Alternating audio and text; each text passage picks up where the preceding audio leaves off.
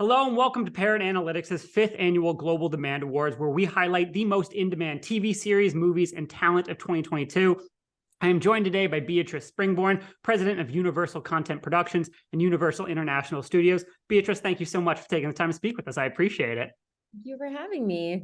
Of course, of course. Now, just to start off, you and I have a little something in common in that we both actually started in journalism before transitioning into our more entertainment industry focused roles. How do you think that somewhat outsider perspective has served you well in this industry that can often feel very insular and inside baseball? Yeah, I mean, I'm so grateful I had that experience as a journalist. My first internship out of college was working at Texas Monthly, and then I worked for for CNN. I was a researcher on the Unabomber case because I'd started as an intern there, and then worked for a magazine about Unix computing, which I don't think anyone really knows what Unix computing is anymore. But I do think that background and that curiosity has helped me in terms of my job today. I really love, meeting people from different backgrounds and who have crazy stories. And I think a lean forward, curious person about people. And I think that having that ability to make people comfortable and get them to open up and kind of talk about their creative has also helped in terms of working with showrunners and writers and directors and getting to the bottom of what people are trying to really tell, or the stories they're really trying to tell. So it definitely has come in handy. And I think just given me a wider perspective to the world, that I didn't just start in, entertainment and have that as my background. I think it's made me a little more grounded, probably. Yeah, I mean, that curiosity, while having the ability to multitask to the degree that you do, is why I'm so particularly excited to talk to you, because we are at such a precarious point in the industry. And you are kind of, I think, at this center of what companies are trying to become, while also balancing what works with past strategies. So, just to kind of give an umbrella overview, you and your team are responsible for a variety of successful series that span genre and tone and platform. You got Psych, Mr. Robot, The Sinner, The Umbrella Academy, and Chucky, which is actually a finalist for the most in-demand horror series of 2022. So I'm curious, what does the decision-making process look like when you're trying to figure out the best home for a title? Because as we've seen these last few years, it is all about the volume of content, and you have a volume of platforms and networks to choose from. Yeah, it's interesting. I came from a buyer, so I was at Hulu for 7 years, and I think it has made this job not easier in any way, but I think certainly helped in terms of how I look at it. I think one of the things that was interesting to me when I came into this position was how we would look at what are the network's mandates, what are they looking for? And my experience as a buyer is that a lot of times they don't know what they're looking for until they get the project that just hits for them or sparks something in them. So I have a lot of members on my team who, they look at it through the network's mandates. What do they need? What do they want? I really look at it through what do we think is great? And, you can go to any studio, right? In essence, a studio is a bank. So people can go to a studio and have their shows deficit almost anywhere. So how do we distinguish ourselves as a place where people want to come and people want to bring their shows? And for me, that has to be, we have to have executives who have a point of view, who are additive in terms of their notes, who are making introductions and are collaborative. And, we make marriages. So we'll introduce a producer to a writer to a producer. So I think we have to bring something to the table, or else, again, we are a bank. And so I think that the way I think about it in terms of selling is, what do I think is great? What are the themes I'm thinking about and other executives are thinking about? And this is why we have executives, that come from different backgrounds, different experiences, who didn't just grow up in the entertainment industry.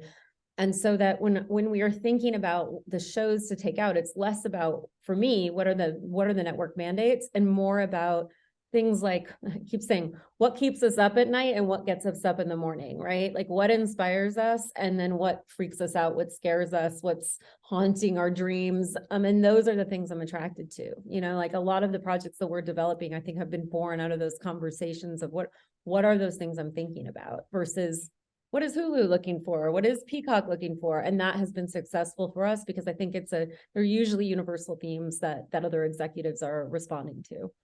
And I love that you say that that kind of couples with the fact that many buyers don't necessarily know what they want until it's in front of them. And I think we see that borne out in the industry, in that many huge hits are kind of stumbled into accidentally. It's not that they don't have confidence in the project. They just perhaps don't always know what's going to resonate on such a grand scale. And that's where I think you and your taste curation comes in.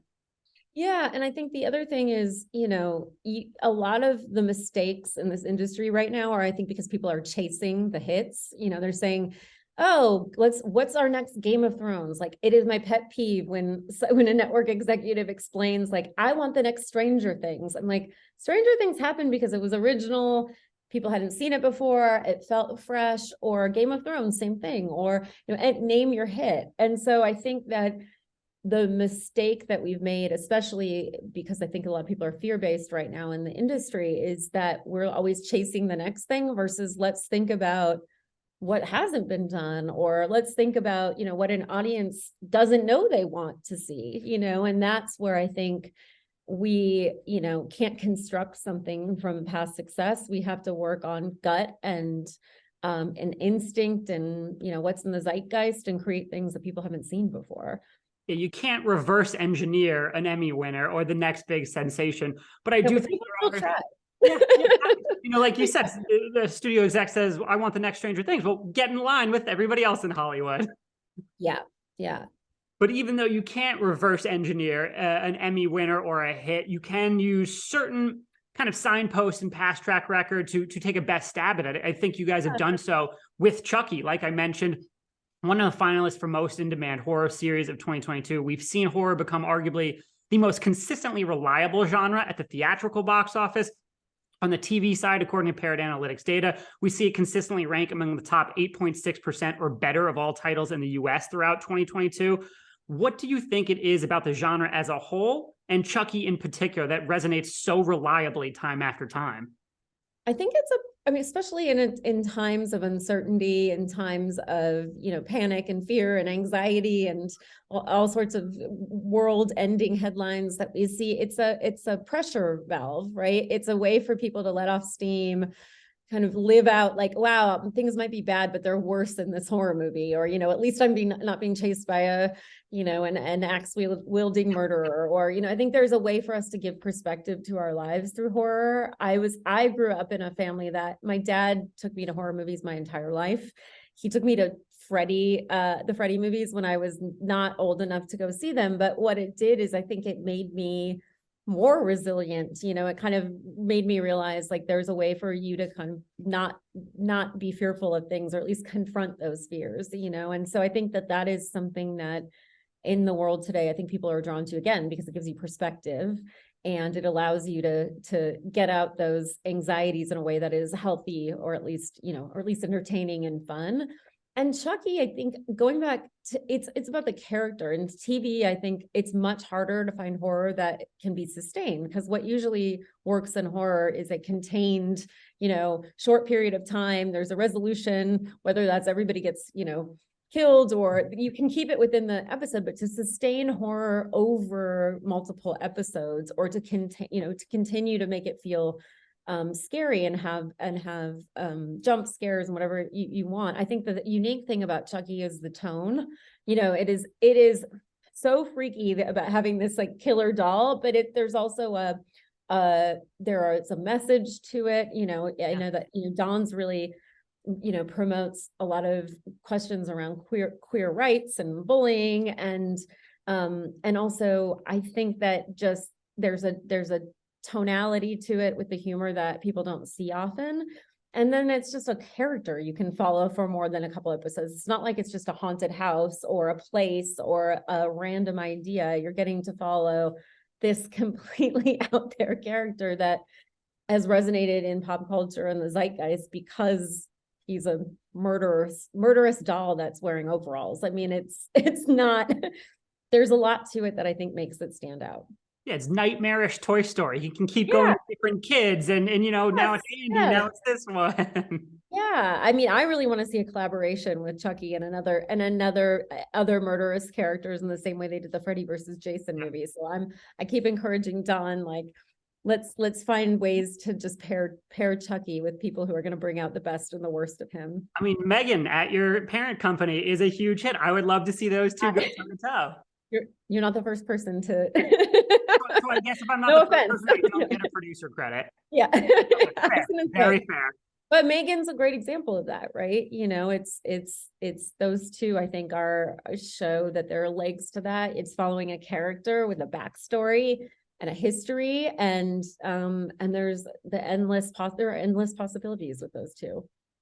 So, we've talked a bit about it came from the buying side, and I'm particularly interested to know how you balance the desire for selling good shows externally for a good price, particularly as the market goes through some financial fluctuations, and then keeping good shows in-house among NBCU's many platforms and networks, because it seems as if the entire industry is now at a point where they're trying to figure out that balancing act.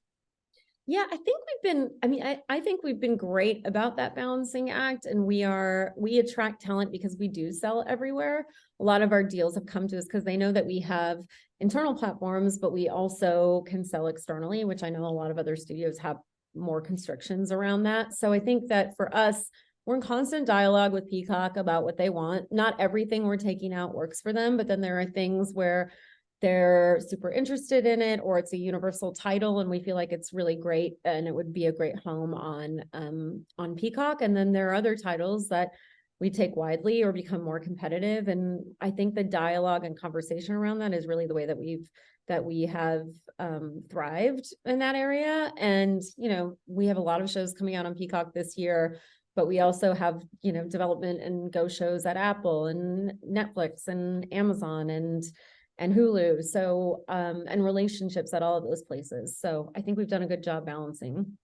Yeah, and to that point, The Umbrella Academy on Netflix, one of my favorite shows of the last 5 years. So clearly the strategy is working on multiple levels. But, you mentioned how important that is to your talent conversations and relationships. You've previously discussed publicly how important relationship building is in this position and how you view things not on a one project basis, but how, UCP and UIS and creators can create multiple projects over time. So can you just build a little bit on the importance of partnerships and collaborations and how you guys are setting yourself apart in the industry? I think we've been lucky that we've had a lot of repeat business, right? From producers who haven't just done deals with us, but know that the relationship, again, so I was talking about before, like we have to be additive in terms of the process of making a show, or people can work anywhere. So I think people know, we are open and honest and collaborative and have partnerships and also bring great material. So some of our repeat relationships have been through, we did a show with someone and then went back to them and said, hey, we have something for you, or at least like come to the table with something that they felt like was going to help, in terms of their creative process. And we've had referrals, lots of referrals from other people to say, I've heard so-and-so worked with you. They had a great experience. So that's the best part of it, right? That I think that we are constantly wanting to work with, recommendations and people who know that we've been great and expand that network. One of Nick Antosca, who's one of the producers on Chucky and who I worked with on the act at Hulu and did A Friend of the Family on Peacock, he had referred us to Erin Lee Carr, who's an amazing documentarian. She did the Britney Spears documentary on Netflix, and he brought us this project that she's partnering on called Murders that, again, it was like a relationship of his. He didn't introduce us to her. We did a first look deal with her. So that has been a fun, collaborative community feeling to UCP that I don't think you get at a lot of studios. I think the industry response bears that out because across your whole, NBCU parent company, both on the big screen and on the small screen, you look at your roster of first look overall, deals. It is just an impressive who's who of A-list talent. Yeah, no, it's incredible. And, it's been fun too on the international side and at UCP, like David Leitch, who we have a first look deal with, he's directing a show we're doing at Apple on the international side called Hot Air with Andrew Garfield. And so it's, it's great. And we're also hoping that a lot of our deals are going to want to work more internationally, and a lot of our international relationships are going to work more domestically. So it's been fun to have that and to have that flexibility. Now, because you've got so many internal platforms, so many conversations going on externally, you need a constant flow of ideas to feed all these content-hungry networks. And you've mentioned previously that one of your core scouting efforts when looking for new TV projects is voracious book reading. And as a book lover myself, I just absolutely love that. How many books are we talking here? And what is it about something on the page that clicks with you in terms of seeing it and visualizing it as a TV property? Yeah, I mean, there are a couple of things. My mom was a librarian before she became a professor. So I spent a lot of time in libraries growing up. Libraries and horror movies, apparently. That's not, I don't know if that's a good balance. But definitely is. That's a good yeah, I think that creates a well-rounded adult. But I think there's a couple things. One is books offer you the opportunity to build off a world that people are already excited about, right? So I think you have an idea in your mind's eye as you're reading a book of who the characters are, what they look like. You're kind of casting them as you read the book. And then to be able to explore that and take that world to the next level or open it up beyond what the book was, I think is really exciting. The other thing, and you know, this was a lesson at Hulu that I think we're really trying to take to the studio world, was authors are your best marketing tool when you sell a show, right? I think people underestimate the power of readers and the rabid fan base around books. And to start with a marketing campaign or to really use the author in terms of even just the development and taking it out to sell, we want them partnered with us really closely because the fans want to know that the author has advocated and signed off on an adaptation and agrees with the changes you're making. So I think investing authors at that level is really important. And then I just think that, you know, I'm such a fan of novels and books that for us to be able to promote book reading and literacy just through television, which sounds insane, but the amount of books that are sold after a show is successful, it really does help promote, you know, book sales. And so to be able to contribute to that ecosystem, that's just something that is a passion of mine because I'm a complete book nerd. I don't get to read as many books as I used to, but I usually have a stack of like 6 books by my bedside that I'm jonesing to read and haven't gotten to yet.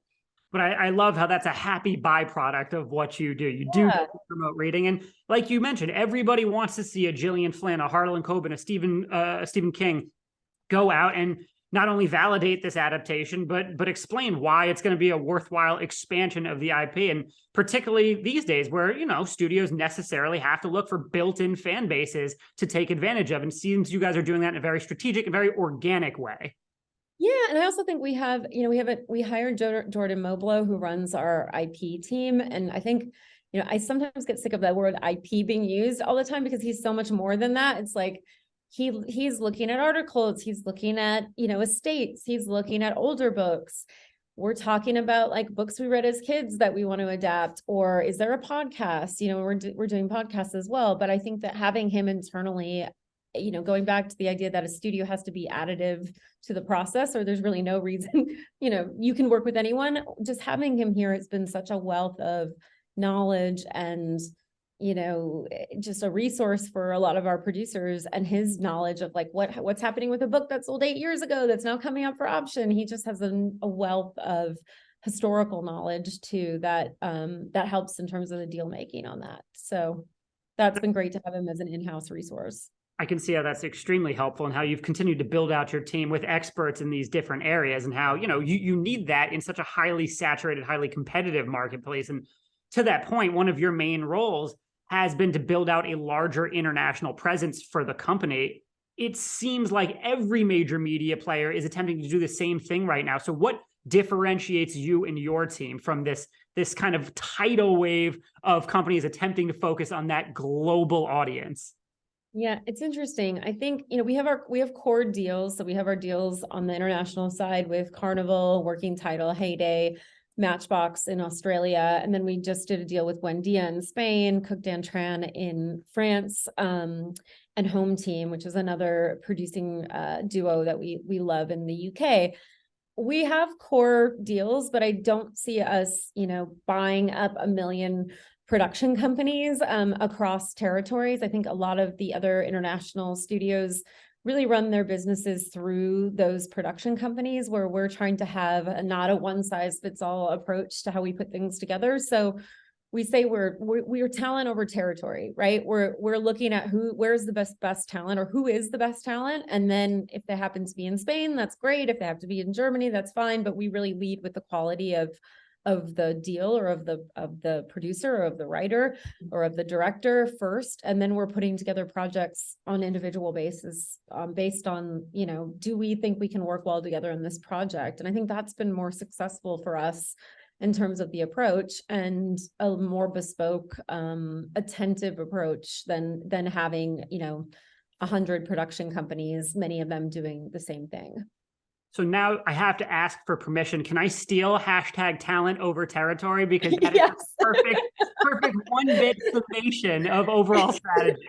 It is. I mean, because I guess, look, yes, there are certain areas we want to be in, but I think that is, we're leading with quality and people we're excited about.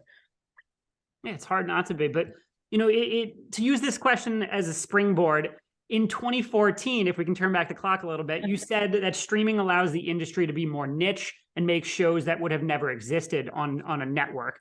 So as the biggest platforms in the world race for more broad appeal and more cross-demographic content that appeals to this global audience that we've been talking about, do you think that's still the case? Because a lot has changed in those 9 years. Yeah, I would probably change the word niche, because I think sometimes that gets a bad rap, right?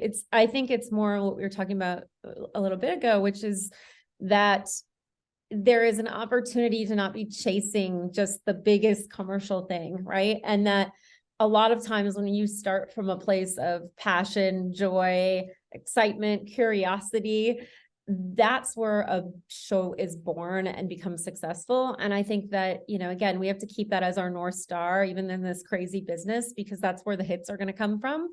And so something that might feel quote unquote small or not hit driven, not an obvious hit, are a lot of times the things that audiences respond to in a huge way. And so I just think we have to continue to keep that excitement, curiosity, passion for things that aren't obvious, because those are the things that are going to continue to lead this industry. And I'm an optimist and not fear-based, and believe in my own taste. So I will continue to do that and weather what's a strange time, but I think a time of opportunity. Well, I think the industry could use a little bit more optimism after 2022. So I appreciate that on the receiving end of all this content. You mentioned hits. This is obviously a hits-driven business. But within that, content spend has become a very popular focus this past year in the industry. What are the checklist of factors you and your team consider when it comes to allocation of resources, particularly as you juggle a lot of different streaming services, linear networks, external partners, etc.? Risk is always relative to cost, right? And I think you can take bigger risks when you're keeping your costs maintainable, right? Or manageable. But I always look at who makes up the package, right? A lot of times I think you're getting an insurance policy when you have producers who've done it before, or creatives who understand how to construct a television show, right? I think when you look at a project where it might have a unknown writer with a producer who's never done it, and a story that doesn't have legs, like, yes, you should not be taking a financial risk on something like that. But if you have a unknown writer with a producer who has a track record of being able to make television, I think it's easier to take bigger financial risks. And so we're just always looking at, like, what's the package? Right. Does it have 3 of the 4 legs of a table, or 4 legs? I'm like, as long as it has 3 or 4 legs, the table will still stand, right? And so I think in constructing things that way, we are able to take more risk and more financial opportunities, but budgets are decreasing. And so also in our development, we're looking at, okay, how do we construct our development to do shows that aren't just huge, tentpole TV shows, but can still have the same impact, but be more contained maybe, or have a lower budget because of who we're deciding to cast. And so we have a portfolio of shows that run the gamut, and I think are meeting the needs of our buyers. I mean, you do run the gamut. The variety is crazy to look at, particularly as a proud couch potato such as myself, who loves to consume as much as possible. But within that, do you envision the breadth of pitches that you entertain looking different over the next 5 years and evolving due to all of these changes throughout the industry? Or is it still hashtag talent over territory, you know, going with that guiding North Star? Yeah, I mean, I keep saying, and I think the team is sick of me hearing it, I want, and it's not grammatically correct, but I said, I want less of best, right? So we don't need hundreds and hundreds of projects. We need real gems. And that's a portfolio, right? That could be, you know, a lower budget show that has higher impact because it's fantasy or horror, or it could be, you know, a huge character soap opera, but I just want to know that it's a great script, right? Or a great pitch, because I've never worked on a show that, you know, was a bad script and became a great show. So we really start with the quality of the project, and I want, you know, a core group of those. And I think, you know, that's how we'll be successful, is using our time and energy to develop those and not just service things and not just have hundreds and hundreds of projects. And I think that's what's going to make us stand out. Now, throughout this discussion, we've talked about all the amazing things you guys do over there, but what about the amazing things coming up? Are there any projects on the horizon that you particularly want to highlight that you're extra excited about?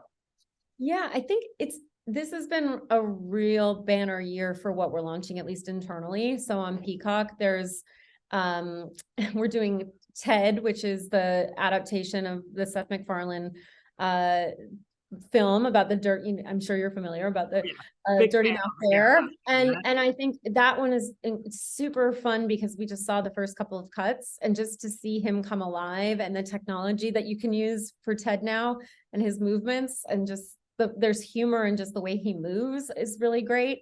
We're doing a show called Based on a True Story that was based on the showrunner Craig Rosenberg's experience. This is a real true story. They hired a plumber who his wife fell in love with and tried to set up with all of her friends, and he ended up being a serial killer. And Kaylee Cuoco is starring in that.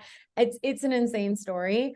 And then, you know, I think, as you said, Umbrella Academy, we're about to announce some really exciting casting on that one, for some new casts that are coming into that. So those are the three that I'm the most excited about coming up over the next year. I cannot wait. And then last question, and we'll get you out of here. As someone who has been in this game for a while, as someone who was apparently raised on horror movies and lots of genre entertainment, if you could have dinner with one fictional character, who would it be and why? God. Yeah, I'm ending on a stumper. Really one put on the spot. Fictional character. I don't know. I mean, I still love all the John Hughes movies. So probably it's like, I would love to have dinner with like the whole gang of the Breakfast Club, right? Or be in detention with the whole gang of the Breakfast Club. There's probably not one character. I'm more of an ensemble person. So that's I would fair. be stuck in detention with the Breakfast Club people. You can't go wrong there. There's going to be a lot of emotions. There's going to be a lot of truth. I can be a teenager again. Like that would be great. Well, Beatrice, thank you so much for your time. It's been great talking to you. I can tell you we are very excited for all the great things that you and your team are cooking up in 2023 and beyond. Thank you. I appreciate your time. I hope you enjoyed that video from our Global Demand Awards Virtual Festival. Reach out to us today and find out why some of the largest organizations around the globe are partnering with Parrot Analytics to solve some of their most pressing problems.